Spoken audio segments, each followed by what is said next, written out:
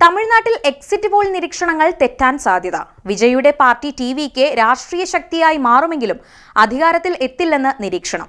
സിനിമയിലെ താരാരാധന വോട്ടായി മാറില്ലെന്നും വിലയിരുത്തൽ.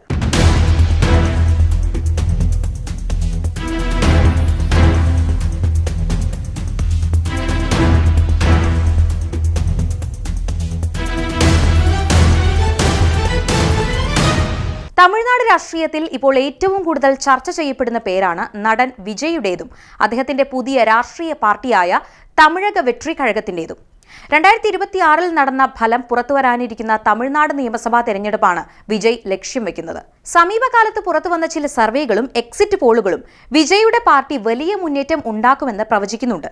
ചില അഭിപ്രായ സർവേകളുടെ അടിസ്ഥാനത്തിൽ വിജയ് തമിഴ്നാട്ടിൽ വലിയൊരു തരംഗം സൃഷ്ടിക്കുമെന്നും ഒരുപക്ഷെ അധികാരത്തിൽ വരെ എത്തിയേക്കാമെന്നും ചിലരെങ്കിലും വിശ്വസിക്കുന്നു.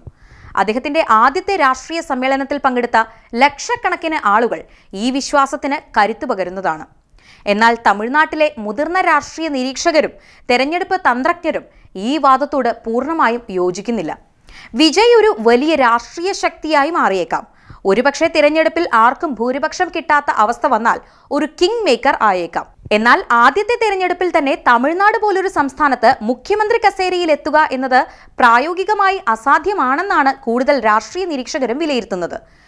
എന്തുകൊണ്ടാണ് അവർ അങ്ങനെ പറയുന്നത്? എക്സിറ്റ് പോളുകളിലെ ചില സൂചനകൾക്കപ്പുറം എന്താണ് തമിഴ്നാട്ടിലെ യാഥാർത്ഥ്യം? ഒന്നാമതായി മനസ്സിലാക്കേണ്ടത് തമിഴ്നാടിന്റെ രാഷ്ട്രീയ ചരിത്രമാണ്.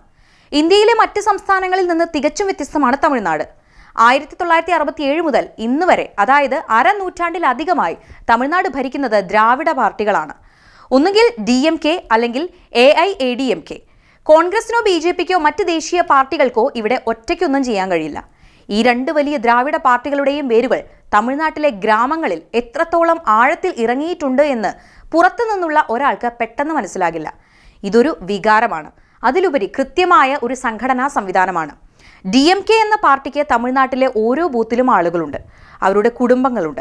തലമുറകളായി ആ പാർട്ടിക്ക് മാത്രം വോട്ട് ചെയ്യുന്ന ലക്ഷക്കണക്കിന് കുടുംബങ്ങൾ അവിടെയുണ്ട്. AIADMKയുടെ അവസ്ഥയും സമാനമാണ്. MGRന്റെയും ജയലളിതയുടെയും കാലത്ത് അവർ ഉണ്ടാക്കിയെടുത്ത വലിയൊരു വോട്ട് ബാങ്ക് ഇപ്പോഴും അവർക്കൊപ്പമുണ്ട്. ഈ രണ്ട് വൻമരങ്ങളെയും വെട്ടിമാറ്റി അവിടെ പുതിയൊരു പാർട്ടി നട്ടുപിടിപ്പിച്ച് ഒറ്റയടിക്ക് അതിന്റെ ഫലം കൊയ്യുക എന്നത് അത്ര എളുപ്പമുള്ള കാര്യമല്ല. സിനിമയിലെ താരപരിവേഷം രാഷ്ട്രീയത്തിൽ വോട്ടായി മാറുമോ എന്നതാണ് അടുത്ത ചോദ്യം. തമിഴ്നാട്ടിൽ സിനിമയും രാഷ്ട്രീയവും തമ്മിൽ വലിയ ബന്ധമുണ്ട് എന്നത് സത്യമാണ്. MGR, ജയലളിത, കരുണാനിധി തുടങ്ങിയവരെല്ലാം സിനിമയിലൂടെ വന്ന് തമിഴ്നാട് ഭരിച്ചവരാണ്.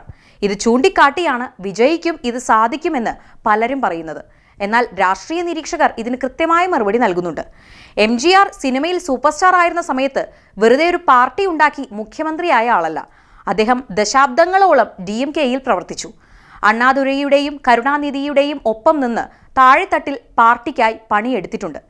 DMKയുടെ MLAയും ട്രഷററുമായിരുന്നു അദ്ദേഹം. പിന്നീട് കരുണാനിധിയുമായി തെറ്റിപ്പിരിഞ്ഞാണ് അദ്ദേഹം സ്വന്തം പാർട്ടി രൂപീകരിച്ചത്. അപ്പോഴേക്കും തമിഴ്നാട്ടിലെ ജനങ്ങൾക്ക് അദ്ദേഹം ഒരു രാഷ്ട്രീയ നേതാവായി മാറിക്കഴിഞ്ഞിരുന്നു. ജയലളിതയുടെ കാര്യവും അങ്ങനെ തന്നെയാണ്. അവർ MGRന്റെ പിന്തുണയോടെ രാഷ്ട്രീയത്തിൽ വരികയും അദ്ദേഹത്തിന്റെ പാർട്ടിയുടെ പ്രചാരണ വിഭാഗം സെക്രട്ടറിയായി പ്രവർത്തിക്കുകയും ചെയ്തു. അതായത് ഇവർക്കാർക്കും സിനിമയിലെ ജനപ്രിയത മാത്രം കൊണ്ടല്ല ഭരണം കിട്ടിയത്, കൃത്യമായ രാഷ്ട്രീയ അനുഭവ സമ്പത്തും സംഘടനാ പിൻബലവും ഉണ്ടായിരുന്നു. വിജയുടെ അവസ്ഥ ഇതല്ല. അദ്ദേഹത്തിന് സിനിമയിൽ വലിയ ആരാധകരുണ്ട്. മക്കൾ ഇയക്കം എന്ന പേരിൽ ഒരു വലിയ ഫാൻസ് അസോസിയേഷൻ ഉണ്ട്. അവർ ഒട്ടേറെ ജീവകാരുണ്യ പ്രവർത്തനങ്ങൾ ചെയ്യുന്നുണ്ട്. എന്നാൽ ഒരു ഫാൻസ് അസോസിയേഷനെ ഒരു രാഷ്ട്രീയ പാർട്ടിയായി മാറ്റുക എന്നത് വളരെ സങ്കീർണമായ പ്രക്രിയയാണ്. ആരാധകരെല്ലാവരും വോട്ടർമാരാകില്ല, വോട്ടർമാരെല്ലാവരും ആരാധകരുമാകില്ല. തമിഴ്നാട്ടിൽ ഇതിനു മുൻപും പല വലിയ സിനിമാ താരങ്ങളും രാഷ്ട്രീയത്തിൽ വന്നിട്ടുണ്ട്. നടികർ തിലകം ശിവാജി ഗണേശൻ ഇതിനൊരു ഉദാഹരണമാണ്. MGRന് തുല്യമായ ജനപ്രീതി ഉണ്ടായിരുന്ന ശിവാജി ഗണേശൻ സ്വന്തമായി പാർട്ടി ഉണ്ടാക്കി മത്സരിച്ചപ്പോൾ ദയനീയമായി പരാജയപ്പെടുകയാണുണ്ടായത്. സ്വന്തം വാർഡിൽ പോലും അദ്ദേഹത്തിന് ജയിക്കാൻ കഴിഞ്ഞില്ല. കൂടുതൽ അടുത്ത കാലത്തെ ഉദാഹരണങ്ങൾ എടുത്താൽ വിജയകാന്ത്, കമൽഹാസൻ എന്നിവരെ കാണാം. വിജയകാന്ത് DMDK എന്ന പാർട്ടി രൂപീകരിച്ചപ്പോൾ വലിയ തരംഗമുണ്ടായി. 2006 തെരഞ്ഞെടുപ്പിൽ അദ്ദേഹം ഒറ്റയ്ക്ക് മത്സരിച്ച് 8% വോട്ട് നേടി. പക്ഷേ കിട്ടിയത് ഒരൊറ്റ സീറ്റാണ്, വിജയകാന്തിന്റെ മാത്രം സീറ്റ്.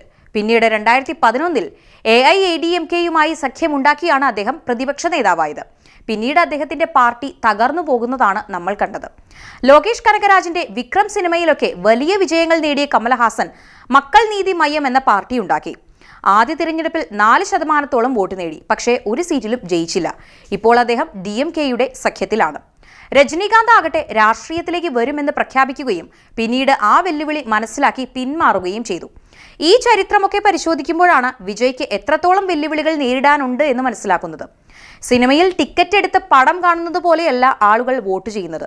വോട്ട് ചെയ്യുമ്പോൾ അവർ നോക്കുന്നത് തങ്ങളുടെ അടിസ്ഥാന പ്രശ്നങ്ങൾക്ക് ആര് പരിഹാരം കാണും എന്നാണ്. മറ്റൊരു പ്രധാന ഘടകം തിരഞ്ഞെടുപ്പിലെ കണക്കുകളാണ്. ഇന്ത്യയിലെ തിരഞ്ഞെടുപ്പ് രീതി അനുസരിച്ച് ഏറ്റവും കൂടുതൽ വോട്ട് കിട്ടുന്ന ആളാണ് ജയിക്കുന്നത്. അല്ലാതെ 50% കൂടുതൽ വോട്ട് വേണമെന്നില്ല. തമിഴ്നാട്ടിൽ വിജയുടെ പാർട്ടി ഒറ്റയ്ക്ക് മത്സരിച്ചാൽ അവർക്ക് കിട്ടാൻ പോകുന്ന വോട്ടുകൾ എവിടെ നിന്നായിരിക്കും? DMKയുടെയും AIADMKയുടെയും ഉറപ്പായ വോട്ട് ബാങ്കിൽ വലിയ വിള്ളൽ വീഴ്ത്താൻ തുടക്കത്തിൽ തന്നെ അദ്ദേഹത്തിന് കഴിയില്ല.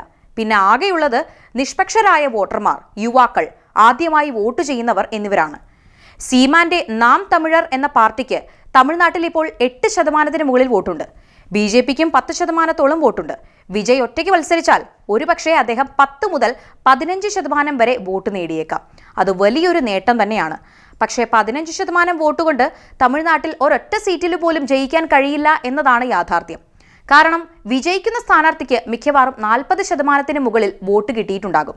അതുകൊണ്ട് തന്നെ വോട്ട് വിഹിതം വർദ്ധിപ്പിക്കുക എന്നതിനപ്പുറം സീറ്റുകൾ നേടി അധികാരത്തിൽ വരിക എന്നത് കണക്കുകൾ വെച്ച് നോക്കുമ്പോൾ അസംഭവ്യമാണ്.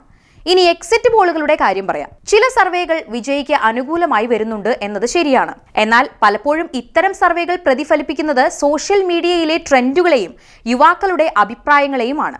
ഒരു എക്സിറ്റ് പോൾ പൂർണ്ണമാകണമെങ്കിൽ തമിഴ്നാട്ടിലെ ഗ്രാമങ്ങളിലെ സ്ത്രീകളുടെയും കർഷകരുടെയും സാധാരണക്കാരുടെയും അഭിപ്രായം അറിയണം. അവിടെ DMK സർക്കാർ നൽകുന്ന സൗജന്യ ബസ് യാത്ര, സ്ത്രീകൾക്കുള്ള പ്രതിമാസ ധനസഹായം തുടങ്ങിയവ വലിയ സ്വാധീനം ചെലുത്തുന്നുണ്ട്. പാവപ്പെട്ട ഒരു സ്ത്രീയെ സംബന്ധിച്ചിടത്തോളം മാസം കിട്ടുന്ന 1000 രൂപയും സൗജന്യ യാത്രയും അവരുടെ ജീവിതത്തിലെ വലിയ ആശ്വാസമാണ്.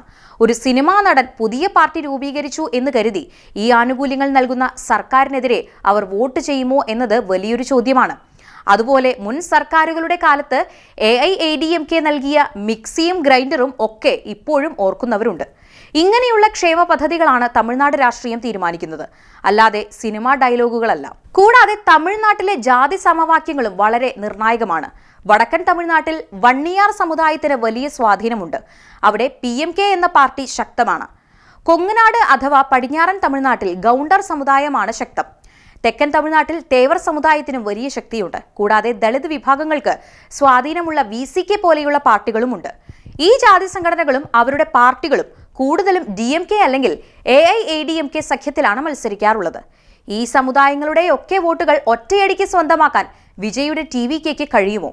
തമിഴ്നാട്ടിൽ ഒരു മുന്നണിയുമില്ലാതെ ജാതി സമവാക്യങ്ങളെ മറികടന്ന് ഒരാൾക്ക് തെരഞ്ഞെടുപ്പിൽ വിജയിക്കുക എന്നത് വലിയൊരു കടമ്പയാണ്.